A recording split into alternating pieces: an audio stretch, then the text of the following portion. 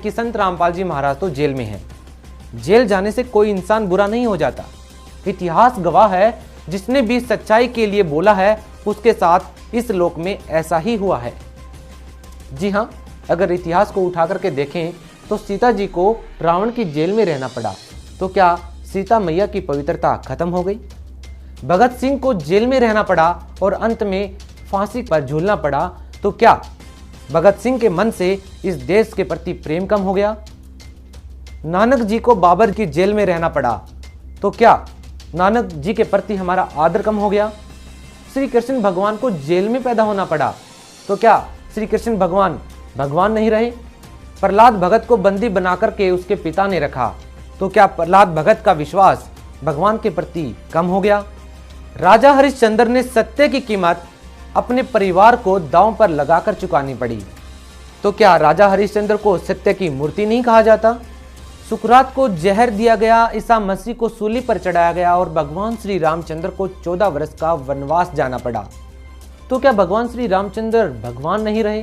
क्या जेल में जाना, ये मान लिया आपने कि जेल में जाने से उस संत की पवित्रता पर सवाल उठाए जा सकते हैं, उस संत के ज्ञान पर सवाल उठाए जा सकते हैं, जिसने दुनिया भर के तमाम धर्मगुरुओं को एक मंच पर आकर के ज्ञान चर्चा करने की चुनौती दी? उन सभी धर्मगुरुओं को संत रामपाल जी महाराज ने आध्यात्म के मैदान में ललकारा और निरुत्तर साबित किया, जो आज तक भगत समाज को गलत मार्ग दिखा रहे थे।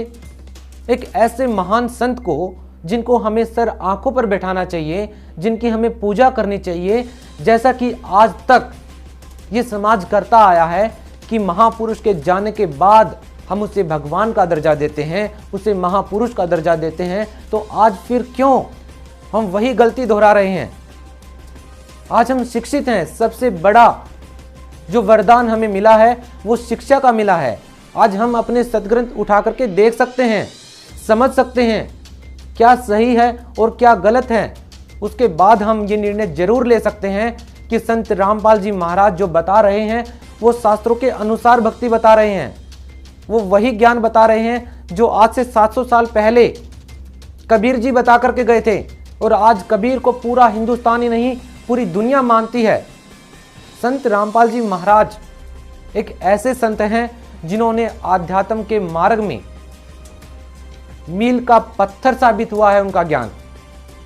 इसलिए आप सभी से हमारी गुजारिश है, एक बार अपने शास्त्रों को उठा करके देखिए। ये जो पाखंडवाद फैला हुआ है उसी पर संत रामपाल जी महाराज ने करारा प्रहार किया है। जो ज्ञान गीता जी में लिखा हुआ है, जो ज्ञान भगवान श्री कृष्ण जी गीता जी के माध्यम से भगत समाज को दे रहे थे, जिन पाखंड का, जिन आडंबर का विरोध गीता जी में किया गया है, वही विरोध संत रामपाल जी महाराज कर रहे हैं कि आपको शास्त्रों के अनुसार भक्ति करनी चाहिए, आपको हठ योग नहीं करना चाहिए, आपको मनमाना आचरण नहीं करना चाहिए, आपको केवल एक उस भगवान के शरण में जाना चाहिए जिसमें गीता जी अध्याय नंबर 18 के श्लोक नंबर 66 में भी कहा गया है कि सर्वे धर्माम परित्यज्यमाम एकम शरणम व्रज अहम तवा सर्वे पापेभ्यः मोक्षामि मा शुच। ये श्लोक अपने आप में बहुत कुछ बताता है, और इसी श्लोक का गलत अनुवाद करके गीता अनुवाद दाताओं ने, जिन्होंने भी गीता का अनुवाद किया है, उन सभी ने इस श्लोक का गलत अर्थ करके हमें भक्ति मार्ग से भटका दिया। लेकिन आज संत रामपाल जी महाराज ने भगत समाज पर उपकार किया है।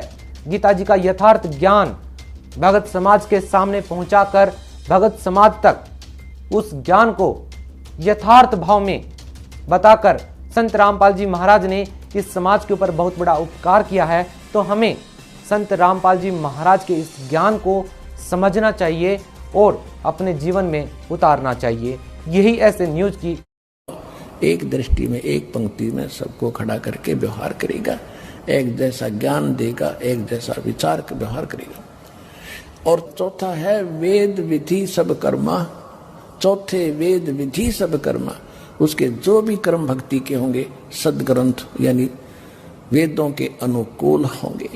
ये चार गुरु गुण और जानो मर्मा, मर्म माने गूढ़ रहस्य को समझ लो, ये 4 गुण होंगे उस गुरु के अंदर जो मेरा दास होगा, तो वो कंप्लीट गुरु।